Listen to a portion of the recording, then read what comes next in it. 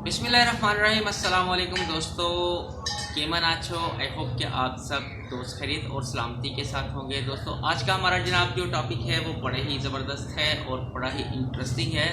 और ये एक तरह से दोस्तों अगर देखा जाए ना कि East Bengal and West Bengal के हवाले से है कि और ईस्ट बंगाल जो है वो एक खुद मुख्तार रियासत है जिसको हम सब बहुत ही ज़्यादा दिल जान से मोहब्बत करते हैं।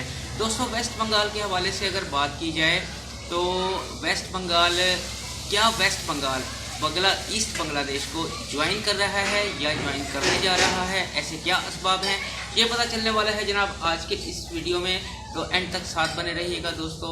आपकी मोहब्बतों का, आपकी हौसला अफजाई का बहुत ज़्यादा शुक्रिया। चैनल है आपका और अपने इस चैनल को सब्सक्राइब करना बिल्कुल भी मत भूलिएगा। तो शुरू करते हैं जी आज का ये वाला बहुत ही खूबसूरत और बहुत अच्छा वीडियो। एंड तक साथ लाजमी बने रहिएगा। शुरू करते हैं कि और देखने की कोशिश करते हैं क्या वेस्ट बंगाल भी ईस्ट बांग्लादेश जैसी तरक्की की राह पर गामजन है या कि वो फॉल डाउन की तरफ जा रहा है।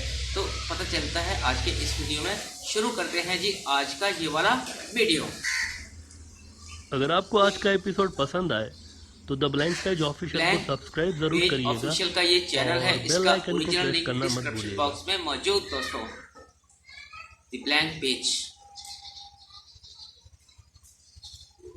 नाज़रीन, 1947 के बाद बंगाल का जो सबसे अहम हिस्सा था वो तो पाकिस्तान के अंदर चला गया, जिसे आज आप बांग्लादेश कहते हैं। ये जो कलेक्टिव एक ग्रेटर बंगाल था ना, उसका सबसे इम्पोर्टेंट हिस्सा यही था।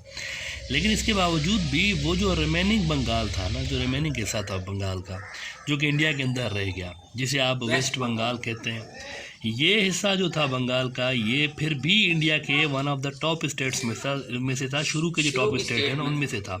लेकिन फिर हुआ ये कि इंडिया की आज़ादी के फ़ौरन बाद ही साउथ इंडिया वालों की तरह ये जो ईस्ट इंडिया की रियासतें, बंगाल, बिहार, उड़ीसा वाली रियासतें थी ना, ये पीछे होती चली गई हैं। अब ये इम्पोर्टेंट बात है। 47 में ये कहाँ थी और आज कहाँ है, ये देखेंगे ना तो ज़मीन आसमान का फर्क है। और सरकारी मशीनरी में ज़्यादातर जब नॉर्थ इंडिया के लोग आते गए, एज अ रिज़ल्ट 1947 का बंगाल और आज का जो वेस्ट बंगाल है उसमें ज़मीन आसमान का फ़र्क है। 1950s में हम आपको ये बता दें कि बंगाल इंडिया के जो सेकंड नंबर पर सबसे ज़्यादा लिटरेट स्टेट थी ना, केरला के बाद, उसमें से था। लेकिन आज ये हालत नहीं है। 1950s में और 1960s में इंडिया का फाइनेंशियल कैपिटल मुंबई नहीं था। ये जानकर आपको हैरत होगी, जैसे आज इंडिया का फाइनेंशियल कैपिटल मुंबई को कहा जाता है ना, ये हालत हमेशा से नहीं रही। 1960s में, 50s में इंडिया का फाइनेंशियल कैपिटल वेस्ट बंगाल हुआ करता था। वेस्ट बंगाल का पर कैपिटा एनडीपी जो था वो मुंबई से तब बेहतर हुआ करता था। लेकिन फिर गुजराती और मराठी बनियों और उनके फ्रंटमैन्स की सरकार में आने के बाद ये स्टेट्स आगे चलती गईं और वेस्ट बंगाल नीचे होता गया। क्योंकि वेस्ट बंगाल की जो आगे चल के हम आपको बताएंगे कि उसकी पॉलिटिक्स हमेशा से बाकी के इंडिया से अलग रही है। इसीलिए वहाँ पर ग्राउंड खाली मिला है। हमेशा सेंट्रल में जो एंटी वेस्ट बंगाल फोर्सेस रही हैं, जिनकी वेस्ट बंगाल की सियासी पार्टियों के साथ हमेशा खटपट रही है, वो हमेशा हुकूमत में रही हैं शुरू से लेकर। 2020 में भी वेस्ट बंगाल का जो ग्रोथ रेट था ना, ये बाकी के इंडिया के ग्रोथ रेट से कम था। ये इंपॉर्टेंट बात है। 2020 में भी वेस्ट बंगाल का ग्रोथ रेट उतना नहीं था जितना बाकी का इंडिया का था। और इंडिया का कलेक्टिव जो ग्रोथ रेट था उसमें भी सिर्फ मखसूस स्टेट्स ऐसी थी जिनका ग्रोथ रेट हाई था, बाकी सारी स्टेट्स का हाई नहीं था। और नॉर्थ की जो चंद स्टेट्स हैं ना, उनके इंडस्ट्रियलिस्ट फ़ायदा उठाते रहे हैं। बाकी मुल्क खासतौर पर वेस्ट बंगाल के जो इंडस्ट्रियलिस्ट थे ना बेचारे, इनके साथ सोतेली माँ वाला सलूक किया जाता रहा है। अब ये मैं कोई एलिगेशन नहीं लगा रहा हूँ। सिस्टमेटिकली वेस्ट बंगाल की इंडस्ट्री को किल किया गया है। सबसे पहले किसी भी एरिया या किसी भी स्टेट की जो इकोनॉमी होती है, उसके 3 फैक्टर्स होते हैं: इंडस्ट्री, एग्रीकल्चर और सर्विसेज। अब इसमें इंडस्ट्री का बहुत बड़ा रोल होता है। वेस्ट बंगाल की इंडस्ट्री को किल किया जा रहा है शुरू से लेकर, जब से वेस्ट बंगाल इंडिया में आया 47 से लेकर आज तक, उसको सिस्टमेटिकली किल किया जा रहा है। और उसकी जगह पर गुजरात और मुंबई की इंडस्ट्रीज़ को ऊपर लाया जा रहा है। कैसे? 1955 में इंडिया की 24% इंडस्ट्रियल प्रोडक्ट्स जो थी ना, और 27% इंडस्ट्रियल एम्प्लॉयमेंट, वो वेस्ट बंगाल से आती थी। याद रहे, 24% इंडस्ट्रियल प्रोडक्ट और 27% इंडस्ट्रियल एम्प्लॉयमेंट पूरे इंडिया की जो थी वो वेस्ट बंगाल में थी 1955 में। लेकिन 2007 आते आते इंडिया की वो जो टोटल इंडस्ट्रियल प्रोडक्ट्स थी जो कि 24% वेस्ट बंगाल से थी, वो कम होते होते उसका शेयर 4% पे आ गया, 3.9% टू बी एग्जैक्ट। अब आप देखेंगे 55 में जो इंडस्ट्रियल प्रोडक्ट 24% पे थी वो कैसे 4% पे आ गई। ये फिगर्स हैं, इस पर बहस होनी चाहिए। ये सिस्टमेटिकली इंडस्ट्री को किल कर रहा नहीं है तो फिर क्या है। 1955 में वो जो वेस्ट बंगाल की इंडिया के टोटल इंडस्ट्रियल एम्प्लॉयमेंट का वेस्ट बंगाल 27% देता था। फिर 2007 आते आते ये 27% से गिर के 5% कैसे हो गया। वेस्ट बंगाल इंडिया की टोटल इंडस्ट्रियल एम्प्लॉयमेंट का 5% देने लग गया, जबकि 55 में 27% देता था, 27%। तो ये क्या हो गया, ये किधर गया सारा का सारा वेस्ट बंगाल का शेयर? कौन ले गया? नॉर्थ वाले ले गए। नॉर्थ इंडियन जो स्टेट्स है ना वो ले गई, उनको दिलवाया गया जानबूझ के। नॉर्थ इंडियन इंडस्ट्रियलिस्ट जो थे ना, ये सरकारी सरपरस्ती में, एज वी सेड के इनका हमेशा से सरकार में, सेंटर की सरकार में इन्फ्लुएंस ज़्यादा रहा है as compared to West Bengal. West Bengal वालों का इंडिया की सेंट्रल की सरकार में कभी भी इतना हिस्सा नहीं रहा। अभी भी अगर आप देखें तो वहाँ ममता बनर्जी है तो उधर बीजेपी सेंटर में, और नॉर्थ वाले ज़्यादा सपोर्ट करते हैं बीजेपी को, वेस्ट बंगाल वाले ज़्यादा सपोर्ट करते हैं ममता बनर्जी को। तो वेस्ट बंगाल एक तरह से कट ऑफ है बिल्कुल। तो ये वो फैक्टर है जिस वजह से नॉर्थ इंडिया की इंडस्ट्रियलिस्ट ने बड़ा फ़ायदा उठाया और वेस्ट बंगाल की इंडस्ट्री को किल किया गया है। क्योंकि ये सारे अरसे में देखें वेस्ट बंगाल नीचे जाता रहा और ऊपर कौन होता गया? कौन सी स्टेट? मुंबई ऊपर होती गई। आप कहानी बाकी की खुद समझ सकते हैं। 1960s में मुंबई और वेस्ट बंगाल की इकोनॉमीज़ में इंडस्ट्री का शेयर कितना था? अभी थोड़ी देर हमने आपको पहले बताया कि किसी भी एरिया की इकोनॉमी चेक करने के लिए 3 मेजर फैक्टर्स होते हैं, इंडस्ट्री, एग्रीकल्चर और सर्विसेज। तो 1960s में जब मुंबई और वेस्ट बंगाल की इकोनॉमीज में इंडस्ट्री का शेयर एक जितना था तकरीबन, यानी कि 20%। इन दोनों स्टेट्स की जो इकोनॉमी थी उसमें इंडस्ट्री 20% हुआ करती थी। लेकिन उसके बाद जो ही नॉर्थ इंडिया का असर इंडिया की सियासत में बढ़ा है, उनके लोग ज़्यादा आने लगे हैं, मुंबई की इकोनॉमी में इंडस्ट्री का शेयर बढ़ गया, वेस्ट बंगाल की इकोनॉमी में इंडस्ट्री का शेयर गिर गया। अब आप सोच रहे होंगे कि ऐसा क्या हुआ है पॉलिटिकली जिसका वेस्ट बंगाल की इकोनॉमी पर इतना असर पड़ा है। तो नॉर्थ इंडिया के अंदर हमेशा से, थोड़ी देर पहले हमने बात की कि हमेशा से राइट विंग की पार्टियां असर रखती आई हैं वहाँ पर, हमेशा से। अभी भी देखें अगर आप आज की सिनारियो में बीजेपी आरएसएस का सबसे बड़ा असर कहाँ मिलता है आपको? साउथ इंडिया में भी नहीं है उनका असर, ईस्ट इंडिया में भी नहीं है, केरला में नहीं, तमिलनाडु में नहीं, इनका असर नहीं है वहाँ पर। इनका असर 7 सिस्टर स्टेट्स में और वेस्ट बंगाल में नहीं है।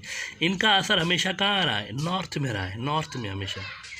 तो सेंटर में जब नॉर्थ वाले आते हैं ना, तो इंडस्ट्रियलिस्ट जो नॉर्थ के हैं वो फ़ायदा उठाते रहे हैं और उन्होंने पूरा का पूरा इंडस्ट्री को ड्रेन किया है वेस्ट बंगाल से towards North India. Now some of you might be thinking कि ये तो इंडस्ट्रियलिस्टों का खेल है सारे, इसमें गवर्नमेंट का कौन सा ऐसा एक्ट है जिस वजह से हम कह सकें कि गवर्नमेंट ने भी रोल प्ले किया? असल में गवर्नमेंट की सरपरस्ती में वेस्ट बंगाल की इंडस्ट्री को किल किया गया। ऐसे गवर्नमेंट ने क्या किया?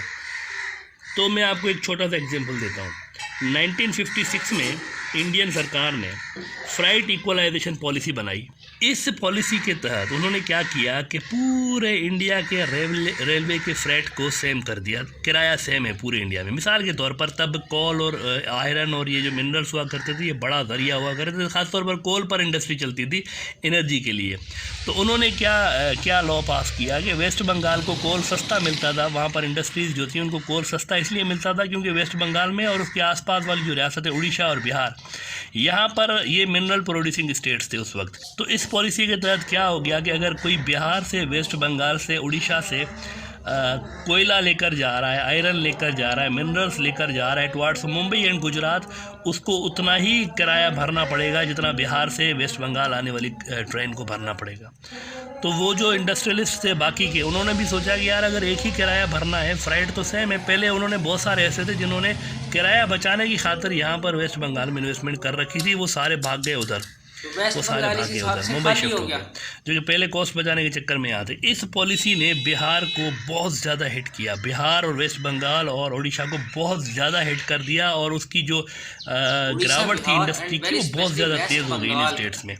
अब देखा जाए तो ये बहुत ही अनफेयर और बायस्ड किस्म का मूव था इंडियन सरकार की जानिब से, जिसका एक ही मकसद था कि वेस्ट बंगाल, बिहार और उड़ीसा की इंडस्ट्रीज़ को वहाँ से हटा के मुंबई और गुजरात लाया जाए, नॉर्थ इंडिया। अब इसमें कई तरह के एक्सक्यूज़ दिए जा सकते हैं, मसलन ये कि ये सब डिलिबरेटली नहीं किया गया, पॉलिसीज़ इस तरह उस इंटेंशन से नहीं बनाई गई थी कि वेस्ट बंगाल डाउन हो और नॉर्थ इंडियन स्टेट्स फलें फूलें, जो भी है, लेकिन ईस्ट इंडियन स्टेट्स को इन चीज़ों से बड़ा हिट किया गया और आज तक वो संभल नहीं पाए। उनका आज वो स्टेटस नहीं है जो कि पहले हुआ करता था। 47 में जब वो इंडिया में आए थे उस वक्त जो उनका स्टेटस था और आज जो स्टेटस है उसमें ज़मीन आसमान का फ़र्क है। वेस्ट बंगाल एक अमीर स्टेट के रूप में इंडिया के अंदर शामिल हुआ था, लेकिन आज वो इंडिया का सबसे अमीर स्टेट है ही नहीं और आज उसका जो हालत है वो काबिले रहम है। बल्कि कई बार तो ममता बनर्जी इल्ज़ाम लगा चुकी हैं कि सेंटर वाले डेलिबरेटली वेस्ट बंगाल का फ़ंड भी रोक लेते हैं, उसकी डेवलपमेंट का फ़ंड भी कई बार रोक लेते हैं। ममता बनर्जी की स्पीचेस सुने, वो आपको सारा कच्चा चिट्ठा खोल के देती है, वो रख रखाव नहीं करती हैं, वो जो बात है सीधा बोल देती हैं कि ये हमारे साथ सेंटर वाले कर रहे हैं, ये हमारे साथ हो रहा है। इसीलिए वेस्ट बंगाल के अंदर बहुत सारे इंटेलेक्चुअल्स, वहाँ के लोकल्स ये सोचते हैं कि अगर वेस्ट बंगाल इंडिया की बजाय बांग्लादेश के साथ होता तो शायद उसकी सिचुएशन, जो इकोनॉमिक सिचुएशन है, वो बहुत बेहतर होती एज़ कम्पेयर टू टुडे। क्योंकि यहाँ पर वेस्ट बंगाल ने इतने सालों से जो बनाया हुआ था इंडिया में शामिल होने से पहले, वो इन्होंने 50 साल के अंदर ही उससे सारा कुछ छीन लिया और उसकी जो 24% उसकी इंडिया की टोटल इंडस्ट्रियल प्रोडक्ट थी, 24% 55 में, वो नीचे आगे 4% पे उन्होंने कर दी। इतना इस हद तक वहाँ की इंडस्ट्री गिर चुकी है। दोस्तों ये था आज का वीडियो। दोस्तों सीधी सी बात है, देखें आप, गवर्नमेंट ऑफ इंडिया ने स्पेशली, हम दूसरे उड़ीसा या बाहर का जिक्र नहीं करते, आज हम वेस्ट बंगाल की बात करते हैं। इन्होंने सुतेली माँ के जैसा सलूक किया इंडियंस ने, और वहाँ पर जाके उनके, अब वो बता तो रहे हैं कि उनकी एक वो जो है वहाँ पे शायद प्रेसिडेंट हैं या वहाँ के चीफ मिनिस्टर साहिबा हैं या वहाँ की जो भी लीडर साहिबा है, उनके वो बता रही हैं कि वो हमारे फंड्स भी रोक लिए जाते हैं। और ये क्या मुझे बताया जाए, क्या ये एक सुतेली माँ जैसा सलूक नहीं है? तो वेस्ट बंगाल की पहले दिन से लेके आज के दिन तक आप देख लें कि उनकी जो ग्रोथ रेट थी उस वक़्त कहाँ थी और आज की कहाँ है। ये सारा उसको दिल्ली और मुंबई में शिफ्ट करना चाहते हैं। तो दोस्तों मैं अपने प्यारे बांग्लादेशी भाइयों का, जिसमें हमारी बहुत ही honourable and very respected personality Sheikh Hasina Sahiba से रिक्वेस्ट करता हूँ कि please please please please Bangladesh हमारी जान, लॉन्ग लाइफ बांग्लादेश। लेकिन सेकेंडली आप वेस्ट बंगाल के साथ भी शेक हैंड कीजिए और वेस्ट बंगाल को भी अपने साथ मिलाने की कोशिश कीजिए, और दोनों ही बंगाल जब मिल जाएंगे तो ये एक मुश्तरका बंगाल बनेगा। और जब एक ये मुश्तरका बंगाल बनेगा और ये ज़्यादा तेज़ी से तरक्की करेगा, उसकी रीज़न ये है कि ना हकूक़ की पामाली होगी, ख़वातीन की एम्पावरमेंट होगी, एजुकेशन की तरफ तवज्जो दी जाएगी। और आप सब ने देखा दोस्तों, मैं काफ़ी अरसे से बांग्लादेश के ऊपर बात कर रहा हूँ, बांग्लादेश दिन दुगनी रात चुगनी तरक्की कर रहा है और अब वो दिन ज़्यादा दूर नहीं है जबकि दुनिया मानेगी Bangladesh is the rising Asian tiger in the south Asia. तो दोस्तों आपको आज का ये वीडियो बहुत ही अच्छा लगा, थोड़ा सा दिल दुखी भी है। तो आई होप कि बांग्लादेश के जितने स्टेक होल्डर्स हैं, very respected and very honourable, वो मेरी इस तजवीज़ के ऊपर अमल करेंगे। और मैं बांग्लादेश के भी तमाम अपने बहनों और भाइयों से कहूँगा कि वो वेस्ट बंगाल को बांग्लादेश के साथ मिलाने की कोशिश करें, ताकि एक खूबसूरत और तरक्की याफ्ता बांग्लादेश मौजूद में आ सके। दोस्तों अपनी राय का इज़हार कमेंट बॉक्स में लाजमी कीजिएगा, अपने इस चैनल को भी सब्सक्राइब कीजिएगा, मुझे अपनी दुआ में याद रखिएगा। बहुत दोबारा किसी जल्द टॉपिक के साथ मिलते हैं। Until then take care of you, best of luck, अल्लाह हाफिज़ नासिर।